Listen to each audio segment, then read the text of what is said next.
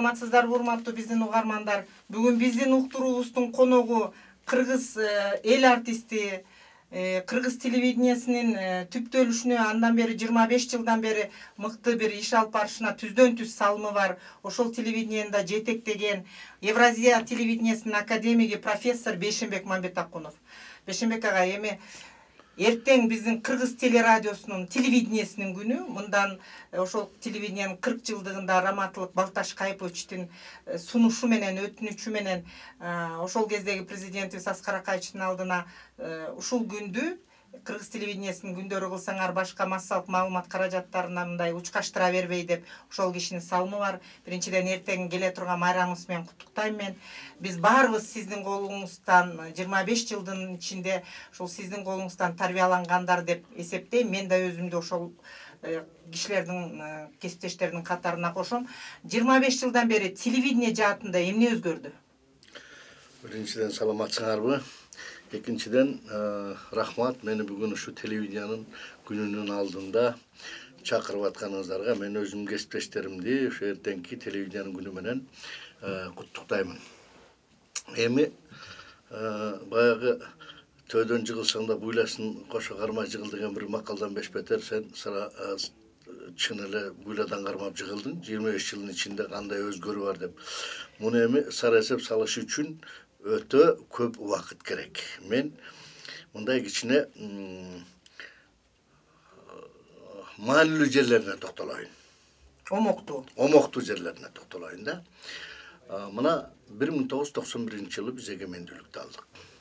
Ага чейин телевидение коммунисттик партиянын идеологиясын жөндөп келдик, камчылап келдик. Ошол коммунисттердин и коммунисттик доордун фундаментин бекемдөөгө аракет кылдык. Анан начарыраак бекемдеп койгонбузго өзүнөн өзү мына мынтип урап түшүп калды да, чынын айтканда. Андан кийин биз демократиянын камчысын чаптык. Эми демократиялык коомду курабыз. Мына ошонун фундаментин түптөп атабыз. Ошол аябай бекем болсун дей баштадык. Буга эмне керек дегенде эле биз түздөн түз айттык. Айкындуулук, ачыктык. Анан биз айттык ушу журналисттерибиздин эркиндиги дедик. Анан орусча айтып атпайбы, свобода слова деп. Сөз эркиндиги дедик. Анан биз ошону кандайдыр бир деңгээлде аткарган болушубуз керек деп ойлойм. Себеби ошол учурда калппы чынбы бүгүнкү күнгө чейин мындай ишене албай турам да. Көп өлкөлөр бизди демократиянын аралчасы деп эсептешкен. Буга өзүң деле күбөсүң, туурабы? Иштеткенсиңер да ошого. Биз ошого иштеттик, чынын айтканда. Чын эле ушундай биз аралча экенбиз деп ага аябай ишендик дагы. Анан ушу аралчада жашап атабыз деп баарыңарды камчыладык. Чынын айтканда. Анан Аскар Акаевич кеткенден кийин ал аралча эмне болду? Түстөлүп калды. Ал аралчага айланбай калды. Андан кийин эле айтып киришти, бул сөз эркиндиги бизде жок экен. Көрсө баары журналисттер ошо Акаев үчүн, ошонун кызмат үчүн, ошонун бийлиги үчүн иштеп жүрүптүр. Бул журналисттердин баарын жоготуш керек, жетекчисинен баш кылып деп туруп бир топ жетекчилерин айдап салды, журналисттерин бошотуп салды. Андан кийин Бакиевдин заманында биз ошолордун командасыбыз. Биз башкача жашайбыз, биз башкача демократияны элге тартуулайбыз. Сөз эркиндиги деген башкача болот деп туруп, анан башка журналисттер келип иштей баштады. Мен ойлодум, чын эле мүмкүн биз ошол заманда бул массалык маалымат каражаттарын унутуп койдукпу. Чын эле ушу Акаев аябай иштеп, биз элди көрбөй койдукпу. Айрыкча телевидениедегилер. Айрыкча телевидениедегилер. Ал кезде КТР эми дөша болчу да, бирден-бир. Мен ошентип ойлодум. Ошентип ойлоп, эми Кудай буйруса чын эле биз кеткенден кийин демократия анык келди болуш керек. Сөз эркиндиги анык эми болот го деп көп нерсени күттүм. Көп узабай эле мурундагы өздүк телевидениялар башка болчу. Коомдук телевидениялардан бөлөк жашап, алардын идеологиясы башка боло турганда.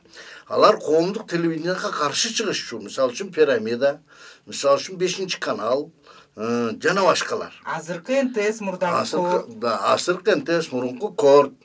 Анан кийин мен ойлодум да эми булар кандай болор экен десем, Бул ошо бийликтин Бакиевдин учурундагы ошо средства массалык маалымат каражаттарды башкаргандар бизден да өтө акылдуу экен. Алар баарын чогултуп туруп өздөрүнө баш ийип Бакиевден башка эчтеке айтпай калды. Акыры эмне болду? Маливандан качып жоголду. Аны актап, эмараң актап атышат мисалы үчүн. Маселе актап элек. Анын жан жөкөрлөрү бүгүнкү күндө отурушат, массалык маалымат каражаттарын башкарып атат. Эми мен ойлойм, ошондон салыштырмалуу булар кантип ошол кызымдан бүгүнкү күндө демократияга өтүп кетти деп ойлойм да мен. Жанагыреки телевидениянын тегерегиндеги жалгыз эле коомдук телевидение эмес, Кыргызстандагы телевидениянын тегерегиндеги учурлар бар тең ушундан болуп атат деп ойлойм да. Себеби биз бүгүнкү күндө көпчүлүк учурларда көрсөтүүлөрүбүздө жалаң гана саясат менен алектеп болуп калды. Саясат же болбосо кино, башка эчтеке жок. Экономика деген жок, тарбиялык мааниси жок. Анан учурдан концерттерди берет, мисалы үчүн. Анан кийин эле саясат. Анан биринен сала бирин бурап көрөсүң. Сентябрды көрсөң, Атамбаевди жамандайт. КТРди көрсөң, Текебаевди жамандайт, берки жанагы Салянованы кошуп, тиги кимисин кошуп, тиги Алмамбетти кошуп туруп. Анан эле ушулардын кызыгынып атып эле көрөсүң. Анан 7-чи каналды бурасаң, оштон алар аз калгансып, алар тиги райондун деңгээлинде чыгышат, бирок тигилерге теңелгиси келип, алар дагы Текебаевди жамандайт, мисалы үчүн. Анан күтөсүң, экөөнөн баштайт. Энтес экөөнөн тең баштайт. Анан кечинде кино көрүп деле кереги жок, концерт көрүп деле кереги жок. Анан ушундай саясатташкан элден ошонун өсүшү кандай болот? Анан мунун экономикасы кандай болот? Анан эртеңки жашообуз кандай болот? Бул жөнүндө ойлогон эч ким жок. Мен допустим эртеңки жашоом кандай болот деп ойлонбой калдым. Кечинде барганда эле айтам, тиги Алмаз Шаршен үшчөн эмне дээр экен? Эртең ушу кишинин тагдыры кандай болор экен? Сентябрдын тагдыры кандай болор экен? Текебаевдин тагдыры кандай болор экен? Булар кимиси камап салар экен? Анан тиги жаңылган кысматтар кимдин камчысын чабар экен? Булар канча ай турар экен? Мына ушу менен эле элек болуп атам, чынын айтканда. Үйдүн бюджетин эсептеп, үйдүн деңгээлин көтөрөйүн деген болбой калчу, мен алаксы болуп атам. Анткени өмүр бою телевидениеге өмүрүңүздү арнагансызда. Мен билем, сиздин алдыңызга азыркы кезде чыга турган режиссер жок. Бирок бизди окутуп атканыңызда, бизди жетектеп турганыңызда аз сүйлөсөңөр болот, көбүрөөк кадрга иштесеңер болот дечүсүз. Профессор болуп, балдарга сабак өтүп, көп сүйлөп калдыңызбы? Эми бул сүйлөнүүндө өзүнүн ныгы бар экен. Силерге сүйлөгөндө мен жетекчи катары. Анан кийин орустар айтат го, господствующий власть деп коет го. Команда берүүчү, бийликтеги адамдар. Мына ошол катары сүйлөп жүрүптүрмүн, чынын айтканда. Ал эми балдарга аралашканда мен балдардын ичинен сүйлөп калдым. Балдардын көңүлүн табыш керек. Балдарга команда бербеш керек, аларды үйрөтүш керек. Аларды үйрөтүш керек. Бала, моорек сенин наның болот. Ушурекин момунчаң таап жейсиң. Деп үйрөтүш керек экен да. Мына сиз жетекчи болуп турганда деле Кыргызстанда саясий акыбал курчуган учур болгон. Аксы окуясы 2005 жана башка.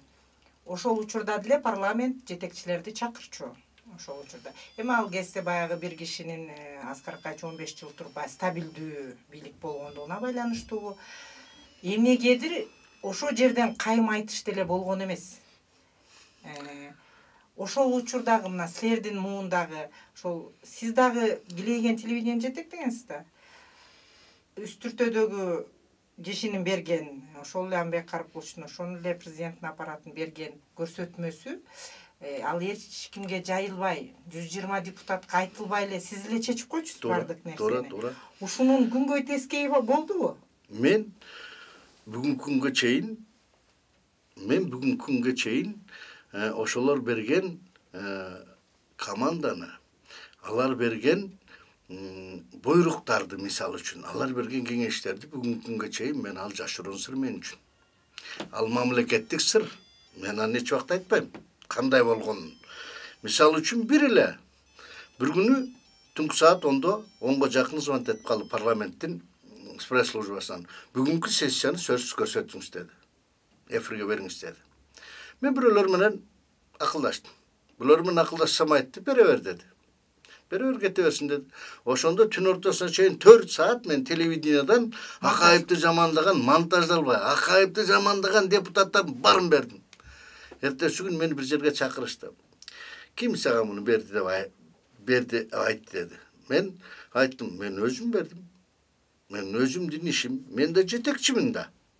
Десем, жок, сага бирөө, мен айттым, жок, эч ким берген жок мага. Түшүнүңүз дедим. Мисал үчүн Аксу окуясында да көп маселелер бар. Туура. А мен аларды мен айтпайм. Алар мени менен кошо кетчү нерселер бар. Анан мен кече күнү алар менен дос болсом, кече күнү саясатты чогуу жүргүзсөм, кече күнү бардык маселелерде катышып жүрсөм, бүгүн аларды сатсам, мен адамгерчилигим каякта калат? Туура, бирок мамлекеттик кызыкчылыкчы. Сөзсүз да. Если мен ошол учурда башка нерселерди айтсам, мүмкүн мындан да жаман согуш болуп кетишиктим ал эле. Ошонун үчүн мен мунун баарын тең сыргылып кармадым, берген жокмун. Дагы Абсамат Масалиевдин учурунда Ош окуясы болду. Мен ошондо башкы режиссерлар. Ал эми ошол жактан келген командалар жөнүндө мен эч кимге айтпайм. Кандай кылып кетирдик. Анын баары биз менен калат. Бүгүн анын кереги жок. Бешембек байке.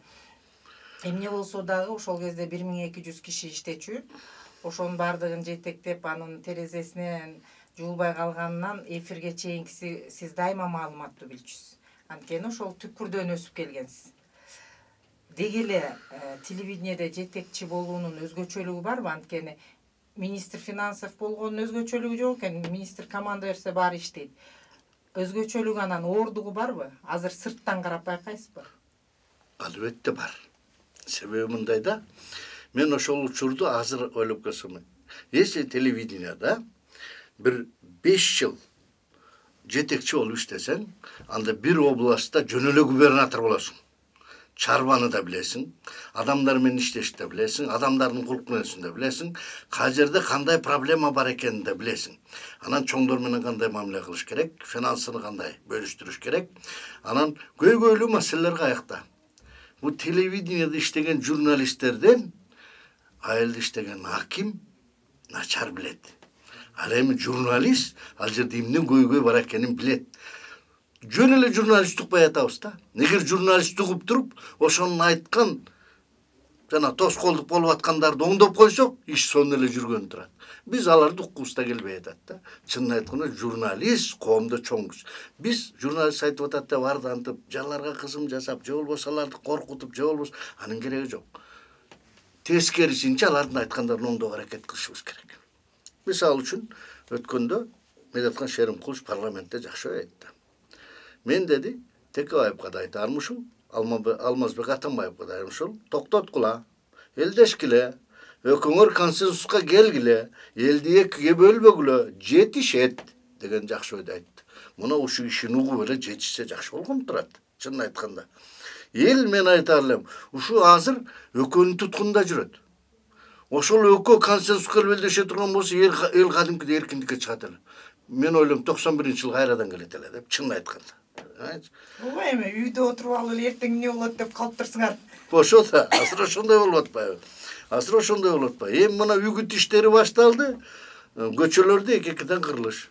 Сен СДПК, мен Ата журт, сен республика деген кыйкырыштар жакында эле биздин айылда ушул маселе боюнча, шайлоо боюнча жыйын болду. Эки-экиден кырылып кетсе шактап аягында айтты, тарайлы кой. Өзүңөр билесиңер кимге шайлайсыңар.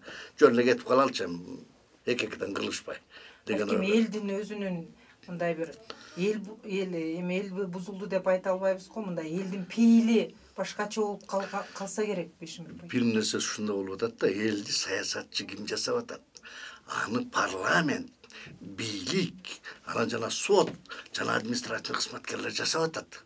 Саясатты ошолор жасап атпайбы? Ошолор саясатты унутуп коюп экономика жөнүндө айтсынчы, эртең биз тыйын санап калабыз. Ой, тыйынды айтабыз. Чынын айтыш керек. Каяктан эмне алып келишти айтабыз. А болбой эле ким каякка барат, кимдин жан сакчатысы, анан эмне деп эле ошо менен алек болушуп атпайбы? Мына телевидениянын программасын карап көрсөң, бир жуманын ичинде даже 30 мүнөттүк экономика боюнча, же болбосо базар экономикасы боюнча көрсөтүү жок. Биз башка жакка кеттик. Жана санариптик телевидениелер чыгып атпайбы Бешимбек байке? Ошол санариптик телевидениенин баягы түп нускасында карасак, аябай тунук көргөзөт экен да. Баягы антенна жок, шырылдаган жок айлападачы. Ушул санариптик телевидениенин бир кыргыз телерадиосунун маалыматы тияктан Фергана Далина өрөөнүнөн кайсы жерге жетип жетпей атат деп ызычуу болчу элек. Биягы тиги толуктарга. Азыр 18-20дай санариптик телевидение чыгыптыр. Анын ички маңызына, идеологиясына кантип сиз мындай элестете аласызбы? Кантип көзөмөл жүргүзө алабыз? Анткени ал мамлекеттик кызыкчылыктар бар да. Эми бир гана нерсе мындай да. Ошол телевидениелерге кайсыл учурда көзөмөл жүргүзбөй коюш керек. Кайсыл учурда адамдын аң сезими өскөндө ошол мамлекеттин идеологиясын, элдин идеологиясын түшүнгөндө мүмкүн көзөмөл жүргүзбөй койсок болот. Бүгүнкү күндө биз алга жете элекпиз. Чын айтканда, бүгүнкү күндө бизде бир ошолорду координировать этип турган мыйзам керек. Мыйзам эмне болуш керек? Ошол кыргыз тилин канча берет, орус тили канча болот, өздүк программасы канча болот, башка жак транскрипт эткени канча болот, ошол фильмдерде насилие болобу, болбойбу, эгерде ошондой фильмдер болсо алар канча штраф төлөш керек, жана башка. Анан экинчиден, жана реклама дегенибиз бар го, рекламаларга конкуренция жүргүзүш керек. Биз жанагы өздүк компаниялар реклама менен жашап атат деп атпайбызбы? Мунун ичинде КТР да бар. Булардын көпчүлүгү мисалы үчүн Спутниктен келген рекламалар жаап атат. Биздин рекламаларга, биздин телевидениелерге эчтеке түшпөй атат. Ошондуктан ким Спутникти алып пайдаланып реклама берсе, аларга 2 эсе налог төлөөнү айтыш керек. Сен пайдаланып атасыңбы? Вот төлө. Ал эми сен өзүңдүн продукцияңды чыгарып атасыңбы? Сеники мунукунан азыраак болуш керек деген саясаттар жүргүзсө мүмкүн бир мындай тең салмактуулук бир сакталат беле деп баланс сакталат беле деп айтабыз. Анан дагы бир нерсе мындай да. Мисалы үчүн кээ бир телевизиондук компаниялар кинолорун берип реклама берип эле акча табыштын аракетин кылып атышат. Андан идеология жок деп айтышка дагы кыйын. Себеби андан кетип аткан кинолордун баары тең биздин аң сезимибизге таасир берет. Мисалы үчүн коррупция, мисалы үчүн атыш, согуш, бири-бирин өлтүрмөй, же болбосо насилие, үй бүлөлөрүнүн ажырашкандары жана башкалар. Муну көрбөй коюуга болобу деп суроо берет да. Болот. Кайсыл учурда көрбөй болот? Када менин курсагым тойгондо, менин аң сезимим өскөндө, мен ошондон жаман нерсени албай турган болгондо, анан көрсөм болот. Азырынча ага мен жете элекмин мисалы үчүн. Демек бул жалпы мамлекеттик саясат. Мамлекеттик саясат туура.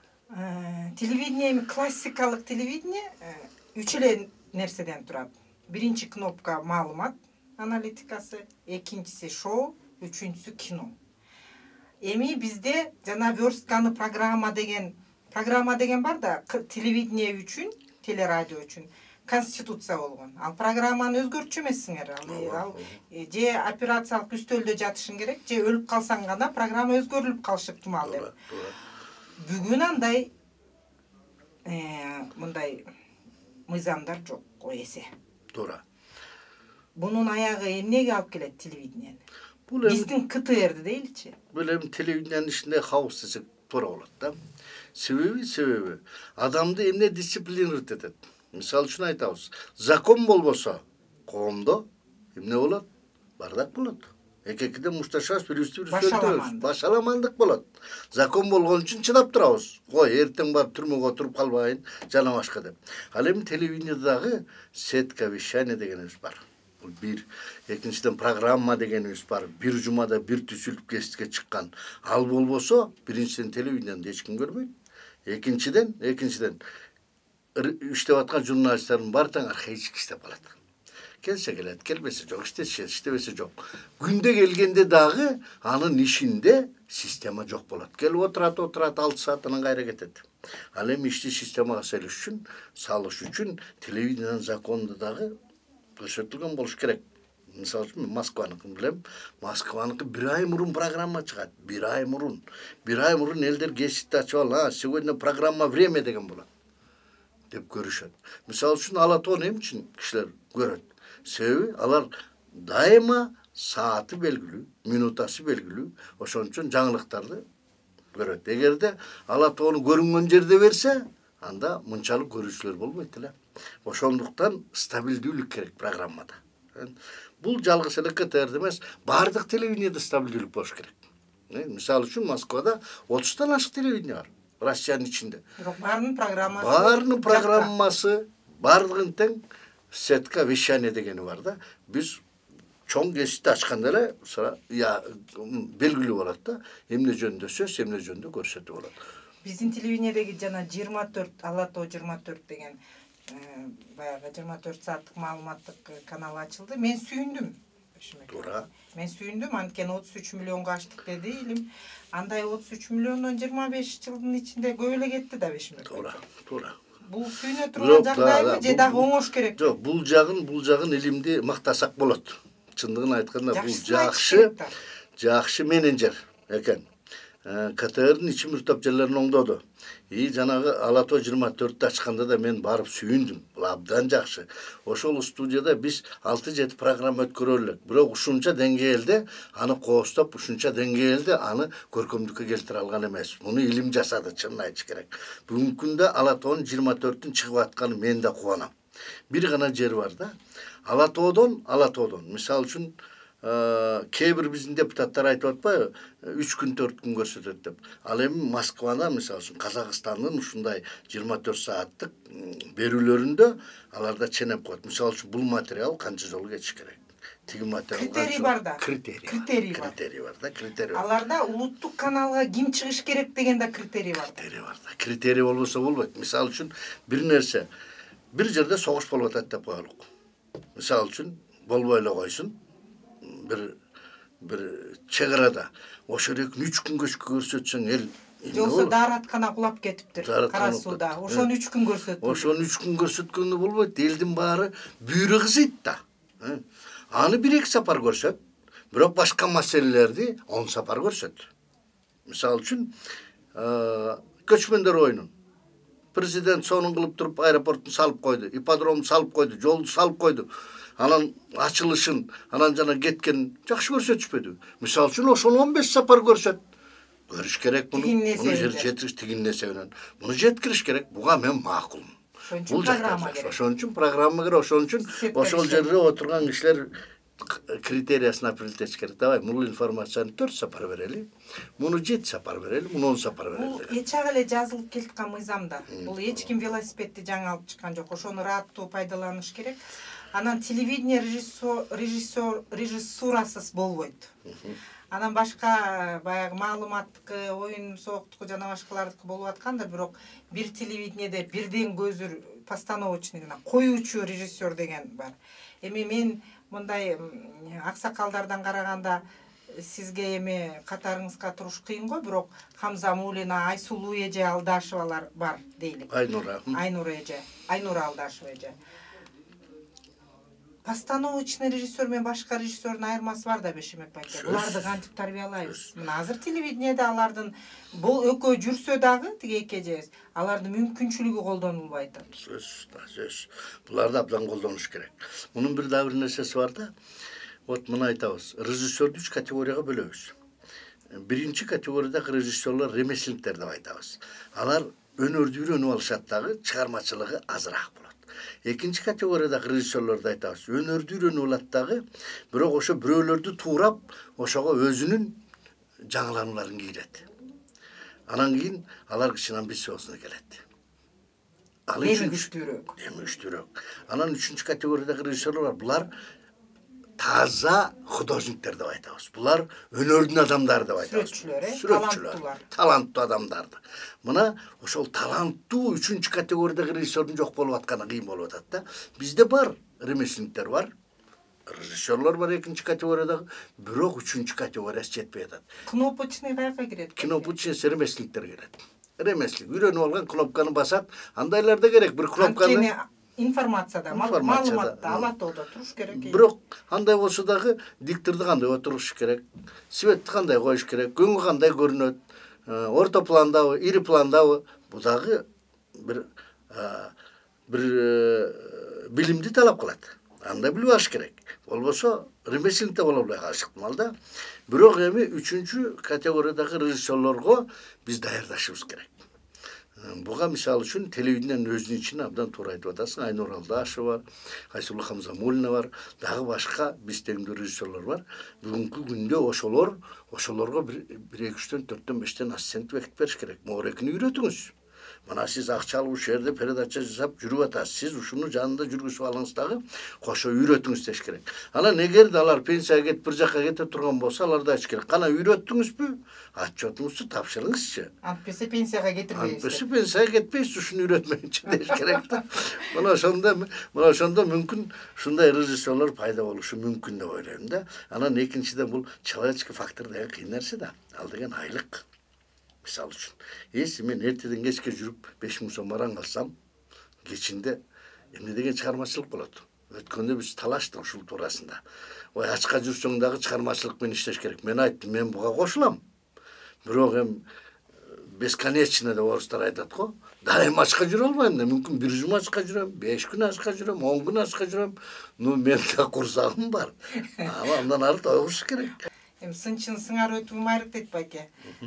3 дөдөй шаада киши жүрдүңөр. Көз өтүп кеткендерди эстебейlik. Үчөөңөрдүн бирөөңөр да даярдаган жоксуңар. Убакыт жеткен жокпу же таланттуу кишини тапкан жоксузбу? Эми Жылдыз эртеден бери жакшы эле жорголотуп мени таптап, далман таптап бир топ нерселерди айттырдың да, анан эми мага тиешелүү суроону берип жарга камадың. Мен муну даже ойлоп турмун, ушундай суроону мага берет деп. Чын айтайын, мына телевидение болсо өңүм кызарып кетет эле, радиодо болгон үчүн көрүнбөй атат. Эми бул микрофондон өңүмдүн кызарганын билбейт баш. Ушинтип бетке чаап бериптир суроону деп. Чынында ошол жөнүндө мен ойлоп турмун. Эми аракет кылып атам. Эми мына жогорку окуу жайларына бардым. Окутуп атам, балдарды аракет кылып атам. Ошо балдарга да айтам. Ушул араңардан бирөөгө чыгып ошол Мамбетаковдун окуучусумун деп койсоңор, мага ошол сыйлык жана сыймык. Балдар, ошол мага жетет. Мен уят кылбай эле жакшылап бирөөгөң чыгып берчи, мына 30 бала окуп атасыңар. Ушун үчүн өкөң эле мыкты журналист, мыкты оператор же мыкты режиссер болуп бер. Мага ошол жетет, айланайындар деп көбүнөн суранам.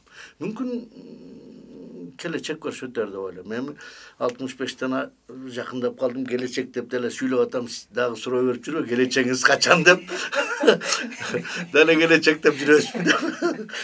Мен ушундай деп ойлойм, чын мынчаны Кудай буйруса мүмкүн болор. Азыр деле бар, эми мен кичинекей жылт эткен ийгиликтер менен мактангым келбейт.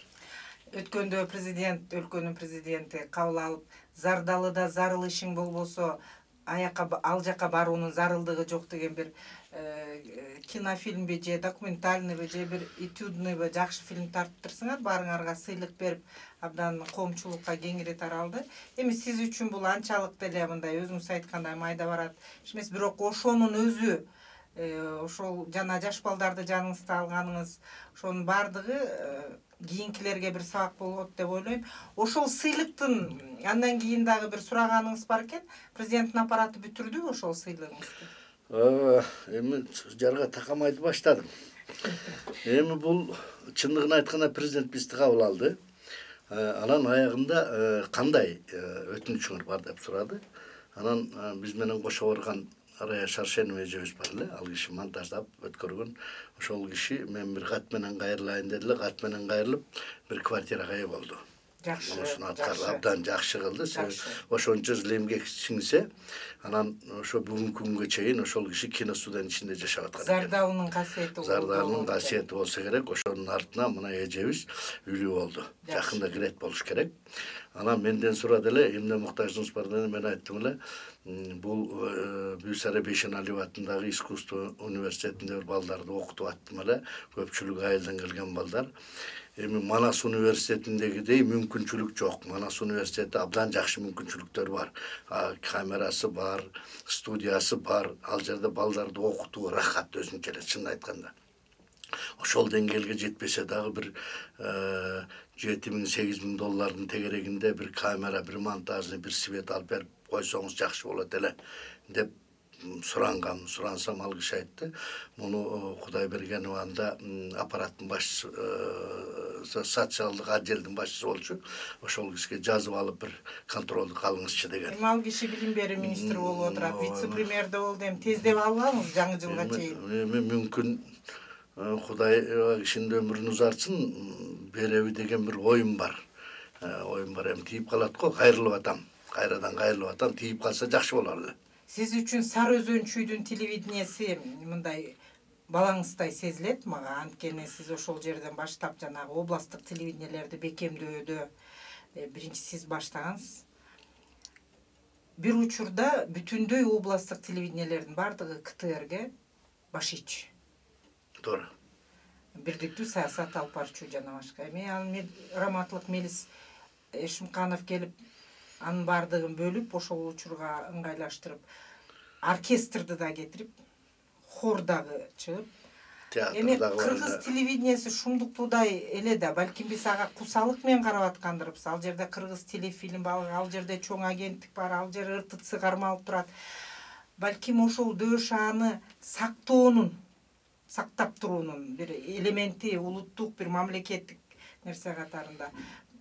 Каражат жагынан телевидение өзүн өзү каржылаганга мүмкүнчүлүгү жакшы болуп калдымы, илим жакшы менеджерлик кылып атат. Бул областтык телевидениелерди бөлүүдө сиздин көз карашыңызды билгим келет.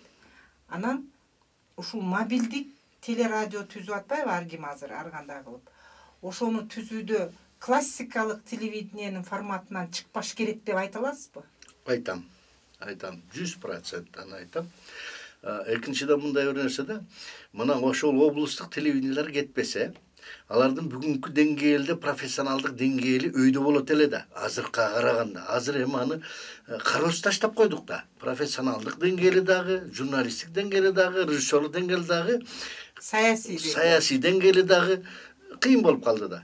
Эми буларды кайра кайтарып, мен эгер ошол боюнча КТРдин ичинде жүрсө, бүгүн 24 ала тоого аябай пайдасы тиет эле. Мына жанагыреки областтардагы жерлерге болуп аткан корреспонденттер жетпей аткан материалдардын баарын ошолор берип турат эле. Эми бүгүн алып турайын десе, чындыгын айтканда, бул борбордо иштеген журналисттер менен аякта иштеген журналисттердин айырмасы бар да. Ошондуктан ала албай атабы деп ойлойм. Бирок муну илим ойлонуш керек. Илим бул жагынан сен абдан туура айтып, жакшы менеджер акчаны табат болуш керек. Ушуларды акчаны таап, тиги парламентке кирип, өкмөткө кирип, ошону түшүндүрүп, анан ушуларды кайра алыш керек деп ойлойм да. Буларды анан кийин булардын үстүнөн мындай окуу үйрөтүш керек, кайра баштан үйрөтүш керек. Ошол КТРдин деңгээлинде болууга аракет кылыш керек да буларды. Мана ошондо мен ойлойм, бирдиктүү болуш керек. Бирдиктүү сен айткандай саясат жүрөт болуш керек. Анан экинчиден жана айтып өттүм, хорду, жанагыреки бул учурда Аманбек Карпулов абдан туура айтканда, ал киши да жетекчи болуп калып, бизде көп жыл иштештик, көп сапаттар бар. 5 жыл иштештик, көп сапаттар бар. Анда эч бир жетекчи иштеген жок да 5 жылда. Чынын айтканда, бул киши жанагы чарбадан баштап чыгармачылыкка чейин билчү да, билбеген уялбай сурачу. Бергелчи мону түшүндүрүп койчу деп сурачу да. Мына биз ошого ыраазы болуп дардаңдап иштеп жүрө берчүбүз. Айлыкта сурачубуз. Айтчу эмес беле. Ой, бул жерде баары эле гений экен, гений эмес эле менмин деп. Чын эле ал киши ошентип айтпалар эле, бейиши болгон. Көрсө таптачу экен да аста-аста. Негизги маселени ошол эле киши чеччү да. Ошол да. Анан кийин мында бир ошол киши айтып калар эле да, бул симфониялык оркестринде керек. Бул хорунда керек. Себеби биз мояктагы жана фондуну толукташыбыз керек. Кыргыз композиторлорунун ойносун, чет элдикин ойносун, орустардыкын ойносун. Ошол биздин оркестр ошол деңгээлге өзүп жетсин. Ошого шарт түзөлүк. Мына студияны алсын, айлыгын бергиле, премиясын бергиле деп турчу. Хорду да ошентип. Андан сырткары бир КТРга бир театр керек экен. балдардын ролун ойногонго, чоңдордун ролун ойногонго, анан тетиги берки Кыргыз драма театрынын артисттери бошойбу, бошобой калат экен. Анан бул силердин ишиңер үзгүлтүккө учурап калат экен. Ошондуктан бир театр түзөлү деп Москвадан бүтүп аткан балдарды алып келип, жана учур театрын түздү. Эми ошол Аскар Акаевичтин идеясы болчу, бирок Амбек Каракулчаев президент айтып атат дебей. Ооба. Ошону каймана түрдө жасаганда. Ооба, каймана түргөнсө бизге театр керек деп. Ал кишинин бир жакшы сапаты бар болчу да, эч убакта мен ошондон үйрөндүм. Эч убакта өйдө жакка сылачы эмес. Баланы айтып атат, түкүн айтып атат, ошону аткаралы деп айтчу эмес. Бизди ошо үйрөтчү. А силер бизди үйрөтчүсүңөр. Биз дагы айтчубуз керек, материал жасаганда унчукпай эле жасай берчи, эмне кыласың? 4 күнүн сурабай жаза. Деп купуя сырлар бар биякта деп коёр элек, чынын айтканда. Эми бир нерсеси да, азыр мен ошентип кээ бирлөрүнө мындай бир нерсени сурап калганда мен айтам, ал купуя сыр деп коем да. Десем ал айтып калат, ушинтип отуруп сен телевидениянын цензурага кирдиң деп. Мен айтам, цензура кирчү нерсе бар, кирбечү нерсе бар.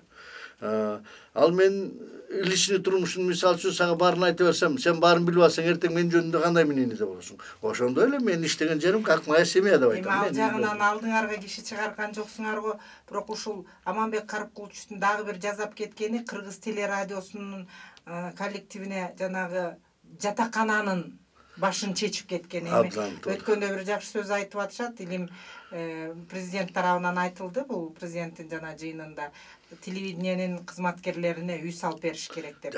Менимче бул жагынан дагы ушул бир тарыхта кала турган иштер болуп атат окшойт да. Бул өзү абдан жакшы нерсе. Телевидениянын өзү эми жалаң адамдардан турат, байке. Анан биздин телевиденияде мен телевидение десе эле биздин телевидениени элестетем. Анткени ысык десе Кыргызстандын ысыгы, суук десе нарындын суугун элестеткендейчи. Ошон үчүн телевидение адамдардан турат, ал тагдырлардан.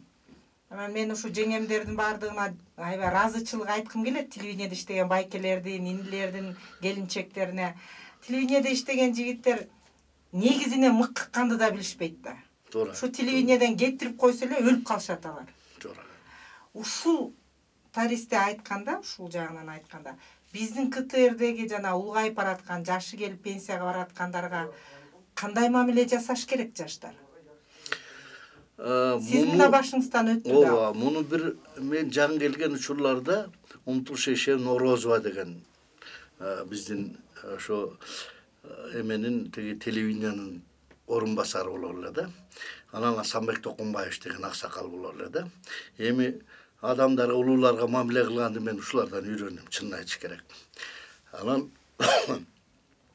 ар бир адам киргенде ошонун психологиясын карап туруп мамиле кылар эле да. Анан Асанбек Токунбаевич өзүнүн улуу киши киргенде өзү дагы бир топ жашка барып калды, ордунан тура калып учурашчу. Ошого жакын басып келип учурашып, ал акыбалын сурап, анан бир жерге отур деп, анан кийин анан мамиле кылганын баштачу да.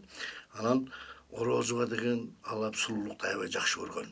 Эжебиз эле. Табити тушумдукту да бийик, Ал киши жанагы телевидениядагы декоративдик кооздуктарды, адамдын телевиденияга кандай кылып чыгыш керек экен, эстетикасын, анан журналисттер этиканы кандай сакташ керек, бул жагынан мастер болчу да. Чынын айтыш керек, бул кишиден көп нерсени үйрөндүк. Мына ушул киши да айтып калар эле да.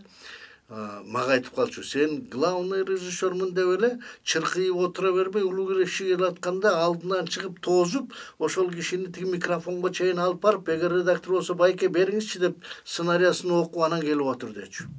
Сен азыр жашсың, ушуларды сыйласаң өтөсүң, ушулардын батасы тийсин дечү. Өзү орусча алыш болгон менен ушуларды жакшы айтар эле, чынын айтканда да. Анан биз ошондон улам, ушу силер биздин поколение улуулар келатат дегенде коридордо тикебизден түк туруп учурашып, ал акыбалын сурап, аны бир топко чейин узатып барып урматтар элек. Эгерде бир микрофонго же болбосо камерага очеред болуп кала турган болсо, улууларды өткөрүп, сиз жазып алыңыз, мен ананы келип эле жазам, бизге убакыт жетишет деп сыйлап турар элек. Эми бүгүнкү күндө мен көп жерлерде болом, мындай заманбап тейлөөгө аракет кылышат, бирок ушу улууларды сыйлоо, урматтоо азыраак көрөм да. Ал элдин улуттук мурасы эле да, улуттук. Чынында ошондой эле да. Мисалы үчүн бизде эң кадыр бардуу биздин көңүлүбүзгө кала турган нерсе ушул эле да, чынын айтканда. Мен ойлойм ушу бүгүнкү күндөгү жанагы парламенттеги жана телевидениеде кайым айтуучулардан улам ушу биздин жаштар ошолорду көрүп алып ушулар ушундай болсок деле болот турбайбы деген ойго келип жана кыйкыруучулар, кайым айтуучулар ушундан болуп атабы деп ойлойм. Жанттан берки бүт маекте ушул телерадионун, айрыкча телевидениенин күчү, мамлекетти калыптандыруудагы, мамлекеттик идеологияны алып баруудагы күчү ушундук экенин, идеологиялык чоң рух бар экенин айтып атасыз ар бир сөзүңүздө. Эгерде кыргыз телевидениесинин мүмкүнчүлүгүн дагы жакшы, ырааттуу пайдалана алсак, ошол өткөн кеткендин бардыгынан сабак алсак, мунун жанагы эми заманбап келип тиягын биягын кесип, улуттук анан коомдук анан жана башка деп бугалыбыз жетет, бугалыбыз жетпейт деп таратып ийүүдөн коркосузбу? Мындай коркунуч бар. Себеби мен муну эмнеден улам байкайм. Себеби жанагы жаатташууда, мисалы үчүн да, жанагы партиялардын көп болушунда, мисалы үчүн жанагы шайлоого чыккан партиялардын, анан жанагы айтып атпайбызбы, неправительственный организация деп коет го, өкмөттүк эмес уюмдар. Мына ушулар Кудай бир сактады. 91-жылдары ушу эл аябай алсырап турган маалда телевидениеде кошо алсырады да, ошол учурда ушуну талап кетүү мүмкүнчүлүгү бар эле. Мына ошол учурда жанагыдай бир жакшы жетекчилер келип калып, ушуну кармап калды. Чынын айтыш керек. Муну бөлүп кетиш керек деген да ойлор болду. КТРди талайбыз, бөлөбүз деген учурлар болду. Ошондон сактап калды. Мына бүгүнкү күндө жана экөөбүз айтып отурабыз, билимди адейт бу дейт, чындыгын айтканда жакшы сапаттары бар. Эми анын кемчилиги дагы жаштыгы, артыкчылыгы да жаштыгы. Ошондо болуп атат да. Ошондо болот. Абдан туура айттың. Бүгүнкү күндө дагы жана материал техникалык базасын чыңдап атат. Мен көрүп атам да, камераларды алып атат, светтерди алып атат, журналисттердин отурган жерлерин карап атат, ошолорго түзүп берип атат жакшынакай нерселерди. Бул өзү жакшы нерсе. Эми мен ойлойм да, эми чыгармачылыкка аябай киришиш керек. Мазмунуна кириш керек. Маанисине. Бүттү эми материал техникасы базасын түзүп бүттү илим. Эми бир жакшы ушу мазмунун карап берсе, мейли алато болобу, мейли башка маданияты болобу, мейли баластаны болобу, мына каналдын баарын ачты. Азамат. Буга чейин тиги Кубат Оторбаев дагы бир 3-4 каналды ачып кеткен. Андан бери келип дагы бир 2-3 каналды ачты. Жана антип алат, оны ачып атат. Чейинки жетекчилер көп нерсени жазап кетти да, анан олжосу келген кишиге түшүп калып атат да. Ошону билиш керек да. Сөзсүз да. Ошону ардактай билиш керек да. Эми мындан ары ошону жакшылап кетиш керек. Мен ойлойм, мында мүмкүнчүлүгү да бар. Мындар намызы да бар. Ушуну жасап кетет деп мен ишенем. Мен да ишенем. Анткени Япон гранты келгенде силер түнү күнү иштегенсиңер да техниктер менен. А ошол эле Япон гранты азыр иш алып барып атат. Чоң студияларда. Жана 91-жылда айтып калдыңыз, ошондо Сатыбалды Амиржанович раматылык, ушу Түгөлбай Токтогулович азыркы министр раматылык, Өмүркулов агай, мына канча Абдыламит Мурзаевич, Аманбек Карыпкулович, Сыртбай агай, ушулардын бардыгын, Султан, ошол эле Кыяс, ушулардын бардыгынын телевидениеде жетекчи катарында жасап баягы улам учуру келген. Ошонун чоң олжосу кийинкилерге, жаштарга түшүп калды. Туура. Ошону билиш керек дегениңизге мен да кошулам. Анан ушу ар бир сөзүңө көрөк, ар бир жетекчи келгенде ишим жаман болсун деп келбейт. Ар бир жетекчи бир жагынан чоюп, ушул жым жакшы болсо экен, ушу мен жөнүндө сөз калса экен деп келет да. Мына ошолордун баары ошентип жүрүп иштеп кетти. Булар жаман иштеген, бул учурда мындай болгон деп айтууга болбойт. Кичинекей болсо дагы ошол үлүшүн кошуп кетти деп айтсак болот. Абдан туура айтып атасың. Бүгүн ошолордун эсебинен телевидение сакталып калып ушуга чейин өсүп атат. Абдан жакшы да бул өзү, чынын айтканда. Ушул телевидениедеги жанагы ичара мамиленин калыптанышы, психологиялык жана нравалык, моралдык нерселер да бар да, ошонун интригасын жүргүзгөндөр да бар. Бирок ошол эле учурда ошонун деңгээлине түшпөй тегиз кармап турган бул жетекчинин гана милдети деп ойлойсузбу Бешмет? Туура.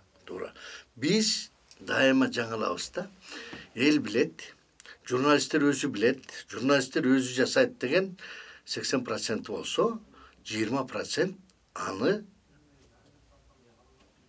теске салып туруш керек.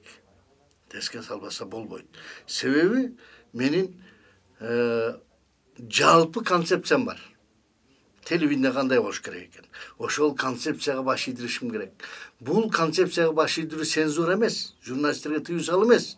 А мен ошол телевидениедagi иштин абройду көтөрүш. Мына ошого карап туруп жасашым керек да. Телевидениени эстегенде кимдер биринчи эсиңизге түшөт?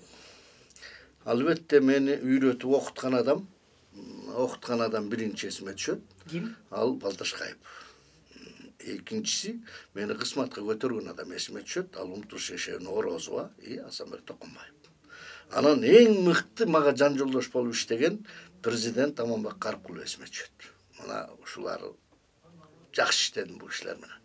Азыркы жаштар жөнүндө эмне деп айта аласыз? Азыркы жаштар заманбап иштеп атабыз деп аракет кылып атышат. Жаңы передачалар чыгып атат. Мен буга кубанам. Чындыгын айтканда, бирок бир нерсе бар да, ушу таптакыр эле эскини бул жаман, мындай кылбашыбыз керек, жаңыны табышыбыз керек аракет кыла берип, анан жолдо калгандар чатак болуп атат да. Эскинин да жакшы нерсеси бар. Ошону биринчи үйрөнүп алыш керек дагы, анан ошондон мыкты кылып жасоого аракет кылыш керек. Мисалы үчүн айталык. Кийинки күндөрдө кээ бир көрсөтүүлөрдү Москваны туура берип атабыз. Мисалы үчүн да. Ой, эч ким велосипед ойлогон эмес. Алар Америкадан алып. Алар Америкадан алып атат. Биз Москвадан алып атабыз. Бирок аны ошол деңгээлде, же болбосо ошондон ашыра жасаш керек. Аны кээ бирлер айтат, Москваны туурап атат, жок дегенде жакшылап туураса болот деп айтат. Ошол сөзгө калбаш үчүн андан мыктыраак кылып жасаш керек. Биздин алып баруучуларыбыз, биздин өзүбүздүн бир өзгөчөлүгүбүз болуш керек. Эми улуттук өзгөчөлүк болуш керек. Мейли формасы, мейли ошонун мазмуну окшош болсун, жанагы оюн шоу программаларын, бирок анын улуттук өзгөчөлүктөр да сөзсүз түрдө киришибиз керек. Ошондо биз утабыз. Жаңы телевидение, мүмкүнчүлүк болсо, жаңы телевидение курганга шартыңыз барбы? Бул эми өтө кыйын суроо, чынын айтканда. Өтө кыйын суроо. Мен ойлойм бир кыялдар барбы? Кыялдар бар. Бирок кыялдар кандай аткарылат, мен аны билбей атам, чынын айтайын. Себеби биз ошол бүгүнкү күндөгү замандан бир аз артта калдык. Технология аябай өстү. Чынын айтыш керек да. Даже үй куруудагы биз колдонуп аткан аппаратуралар дагы асыл такыр башка, чынын айтканда. Жана монтаждап аткан компьютерибиз да башка. Эми алардын баарын окуп үйрөнүшкө биздин мүмкүнчүлүгүбүз да жетпейт. Убакыт да жетпейт, чынын айтыш керек. Ошондон улам мен ойлойм да, бул жаштардын келечеги болуш керек деп. Мен ошо жаштардан күтүп атам да, мүмкүн ушундай. Сизге окшогондорду пайдаланып калсак, Сөзсүз. Мен өзүмдү мактабайын. Мага окшогон телевидениеде иштеген мыкты адамдар бар да, мыкты устат адамдар бар, ушулардан сөз үйрөнүп калыш керек. Мына журналистика боюнча бүгүнкү күндө өзүң, Байма, мисалы үчүн, ошол эле Түгөлбай Казаков, мисалы үчүн да, мына Мырзакул Мамбеталиев, ушуга окшогон көзүрлөр бар. Буларды, ушу жаштарды кандай кылып көрсөтүүлөр даярдаш керек, кандай кылып алып барыш керек, эмне кылыш керек, буларды дагы пайдаланып үйрөттүрүш керек. Мына ушулардын күчүн биз айтып атпайбызбы, мактап биз профессорбуз, биз университетте окутуп атабыз. Бул өзүнчө, ал эми өндүрүшкө келгендеги ал такыр башка. Практикада мына силерди колдонуш керек. Эрнест Асек жакшы китеп которуптур, Конфуцийдикин. Эми ал Кытай тилинен ушунчалык ал таланттуу жигит эмеспи, өзүңүз билесиз. Ошондо Конфуций айткан экен, эгерде улууларды сыйлаган, урматтагандар, анан ошол адамдар адилеттүүлүккө жакын, анан эч качан бийликке каршы чыкпайт алар деп. Анын сыңары силердин бүтүндөй муун жалпы Кыргызстандын келечегине иштеген муундардын катарына киресиңер да. Ошол кийинки 25 жылдыкта дагы ошол 70 жылдык советтик доордогу алган эмгектин бардыгын, тажрыйбанын бардыгын жумшадыңар телевидениеге. Бешмек агай, ишиңизде ийгилик болсун. Эми профессорлук, баягы тиги окутуучулук кесип ал деле оңой нерсе эмес, бирок сизге окшогон өзүнүн ишин мыкты билген кесипкөйлөр андай нерсенин деле өтөсүнө чыгат деп ойлойм. Мен ишенем бөркүмдөй. Анда эмесе эртеңки ушул кыргыз телевидениесинин күнүнө арналып атайын сизди чакырдым эле, арнап эртеңки бардык кесиптештерди, мен дагы ошол телевидениеден өсүп өнгөн киши катарында бардык кесиптештерди, операторлорду, режиссерлорду, журналисттерди, жетекчилерин, мурдагы дагы жетектеп кеткен кишилердин бардыгын ушул эртеңки биздин кесиптик майрам менен куттуктайм. Урматтуу замандаштар, ушу менен биздин уктуруубуз соңуна чыкты. Бүгүн биздин уктуруубузга кыргыз эл артисти, Евразия телевидениесинин академиги, биздин телевидениеде өзүнүн чыйыры мындай терең чабылган Бешенбек Мамбетакунов агайыбыз болду. Кайрадан эртең эфирден жолугушканга чейин сак саламатта туруңуздар.